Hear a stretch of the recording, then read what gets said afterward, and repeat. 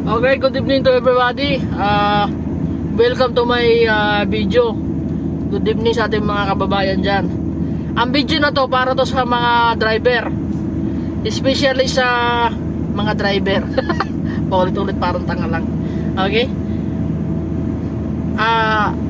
Doon sa mga aplikante na anong maging driver, hindi to para sa inyo, okay? Pero panoorin nyo para kahit paano may idea kayo. Okay. Ito napanood ko na to sa iba. Sa ibang video, isang video lang, kaya gusto ko rin maramdaman nyo kung anong naramdaman ko. Okay? So ngayon, sa ating mga kapwa driver, sila ay sanay na sa one hand na driving. Pero pag mga first timer, two hand.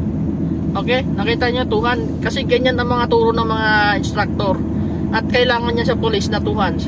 Pero pag sanay ka na mag-drive, ang gamit lang is one hand. Katulad ko, one hand. Pero dahil ako ay medyo may experience na at pakiramdam ko professional na ako, nagda-drive na ako ng no hand. Okay? No hand ako magda-drive. Anong dinadrive ko? Tuhod na lang, tuhod, oh. Nakikita niyo yung tuhod? Ito na lang tuhod ko ang dinadrive ko. Ganito ako ka-professional. Tuhod na lang. Oh. Kahit magpanong-ganong ka dyan, magpagganong-ganong ka, wala. Sisiw na lang yan. Kasi ganyan ka pag once ikaw ay nag-focus sa pagdadrive mo. Oh, focus lang dapat tayo. Face to the road. Mga ganun ba?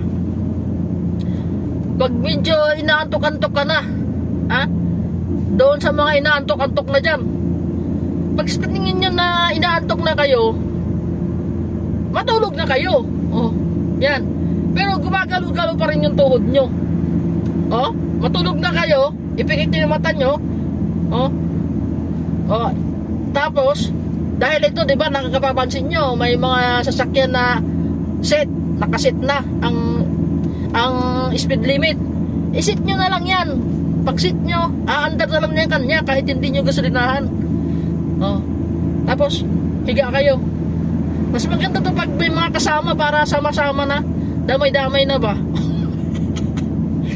Ganito. Tapos pag medyo nangangawit na yung paa nyo kasi nga hindi na kayo nagkagasolina. Hindi na kayo nagkagasolina, i-atras nyo yung upuan. Okay? Habang inaantas dahil lumalayo yung pag ganito na lang tayo humawak ko. See? Ganito parang nandidiri lang ako. Magandang humawak. Paahin nyo na. Putik na yan. Paahin nyo na. Paahin na. Ganito lang mag-drive. Okay? Napansin nyo? Ganito. Ops. Namalayo. Medyo hindi ako komportable magpaa.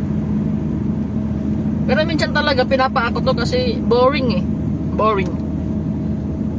At medyo pakiramdam ko maraming nagagalit dyan na mga basher. Sabihin na mga basher dyan na ang yabang naman ng driver na to, ang yabang naman ng tumboy na to.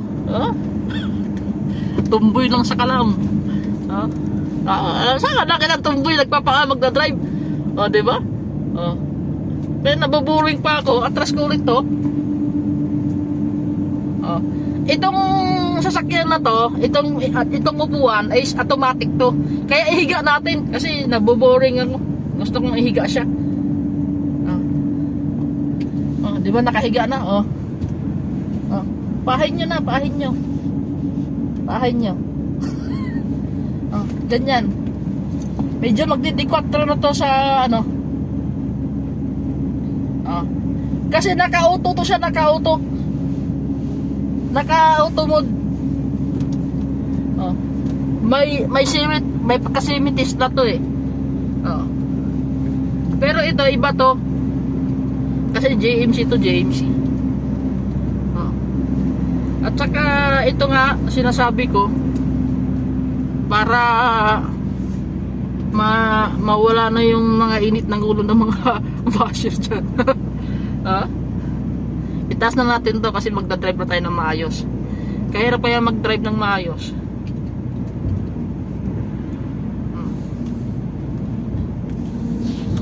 ha. At dahil kayo ay medyo naboboring na dyan, harap naman natin yung mga ano. Ito yung sasakyan pala natin na auto mode. Para maiba naman.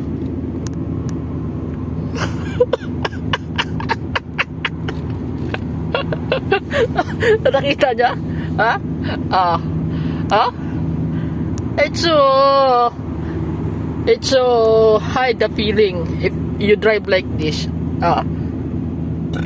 Kaya chill lang. Kaya doon sa mga na-high blood dyan, na medyo na-high blood na sa akin, relax na kayo dyan, ha. Everything is under control. Understanding? Bye-bye. Okay, sharing experience mga ka-driver, mga kapwa ko driver, makinig kayo mabuti. Okay, pag once kayo ay naka-encounter ng gantong sitwasyon, first things to do, wag kayong magpanik. Kasi pag nagpanik kayo, katapusan nyo na. Nakita nyo yan? Kaya wag kayo magpanik pag kayo ay naka-encounter ng gantong sitwasyon, para hindi kayo magkita ni San Pedro. Understanding? Medyo kinabahan ako ng konti. Ngayon lang ako naka-experience ng ganito.